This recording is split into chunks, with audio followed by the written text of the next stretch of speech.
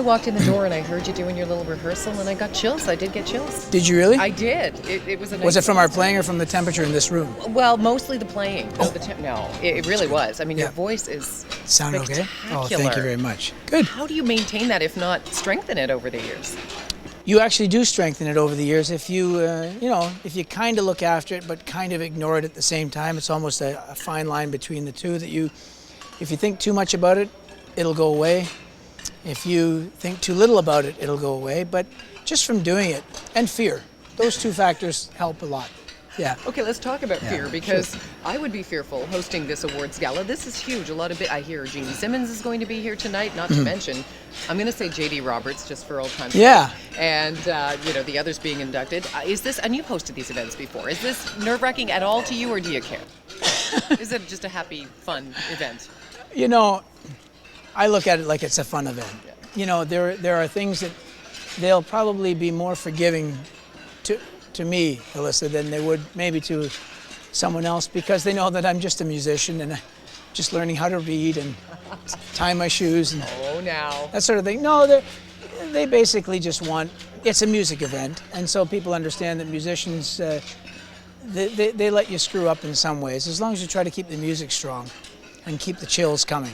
Yes. That's my job. All right. If what we observed is any indication, it's going to be a great night. Good. How kind of exciting is it to be part of this whole ceremony, which is going to award John Roberts? And he was interviewing you. Yeah. How many years ago, right? I'm so happy that he's being celebrated tonight, because first of all, he takes me right back to the very beginning. I think the first interview I was ever kind of nervous about, next to this one, of course, was the first time I was on the MuchMusic, which was 1985, and just speaking to him after I'd watched his show for a couple of years, and suddenly he's looking at you, asking you questions, and you're thinking, wow, I feel like the future president.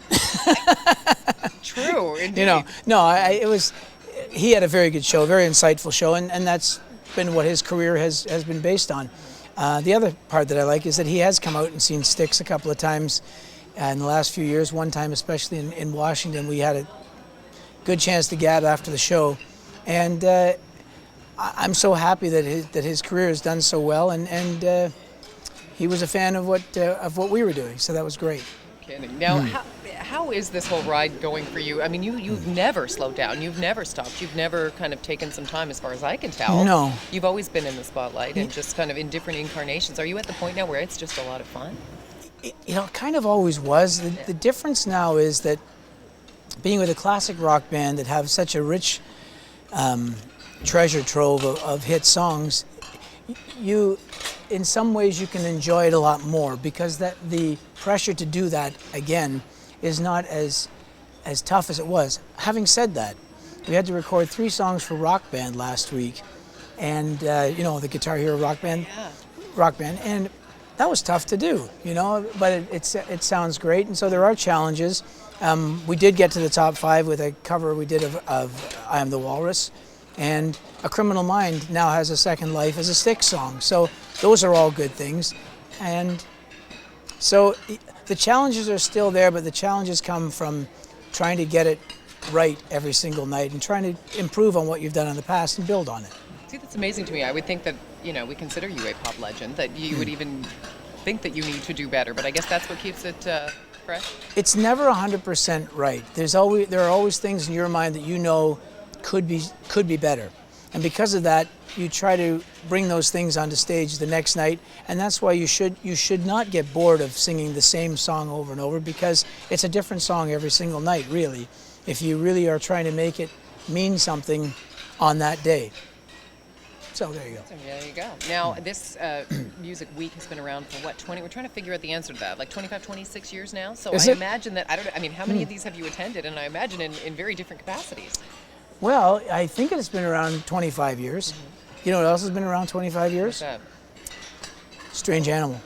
Yes. Seriously, is it 25? Yes, it's actually the 25th year of the release is 2010, so we're coming up to it, and I'm going to release a 25th anniversary edition of Strange Animal that'll have a couple of new pieces and a couple of things about the making of that record that people probably aren't aware of. For example, it was made in the same studio where John Lennon made Imagine, and it was his home. And so there's great music, rock history there. And now Strange Animal in its own way is part of that because it was a triple platinum record and it was what my career was based on. Yeah, that's what people say. So there's 25 years. And Canadian Music Week, 25 years. Wow, okay, so at the Coincidence? time... I think not. I think not. There you go. Both still around, both getting better with age. It really is a classic. Not you, I mean the song. You, of course, that goes without saying. Yeah. Yeah. Exactly. Absolutely. Don't even question it for a second. No, it's true. It's absolutely true. That song kind of just stands on its own, though. It doesn't. It has a timelessness, doesn't it? Wouldn't you say? Which one? Strange Animal. Strange Animal. Yeah. I think yes. Yeah. As long as people remain strange and animal-like, that song will have some relevance. I do Yes. believe, Alyssa. After many dates. You said there weren't going to be any deep questions. No but deep you just got questions. very deep If you were right a tree, there. what tree would you be? No, I'm not going to ask you that. That's a purple wall. Just thinking, I don't want to make you cry or anything. No. That wouldn't be what we're here to do. You have to present and perform, Right. and you are performing tonight. Big night. Is it? You get what makes you nervous now, other than talking to me? Trying to think about the tree thing. Yeah. I'm nervous you're about the still tree. Answering that? Yeah. No. Good. What makes me nervous?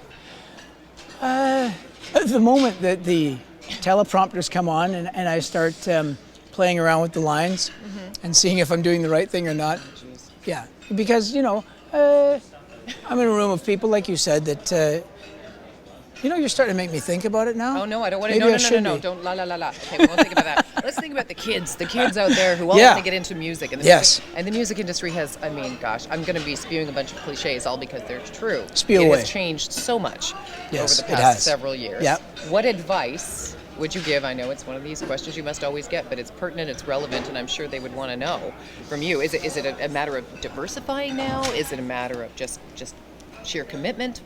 What's going to... I think more than ever, and I said this in interviews many years ago, I think more than ever, the playing live is still the key element to it. That is what is going to steer you more in the right direction than anything that you can imagine with the changes in technology and with the fact that you can make your worldwide available immediately now. Those are great changes, and they have to be harnessed and used in innovative ways. So, and young musicians coming up find new innovative ways of doing that. And so my advice would be kind of antiquated to them if I tried to tell them how to do that, because they're telling me how to do that. Yeah. Like I said, playing live is still the ultimate litmus test of what you really have to offer, and steer yourself by that. And I remember early on in my career, Geddy Lee gave me the advice to always take my wallet on stage with me.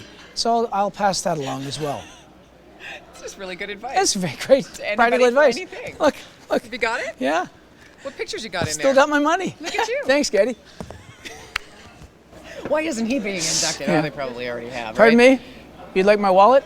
This guy holding a gun on us over here. Oh, stop. I'm sorry. Don't even go there. Hey, who are you listening to these days? Who's exciting you as a musician, as an artist right now? Well, it's disturbing at the moment because Disturbed would be one band actually for one reason.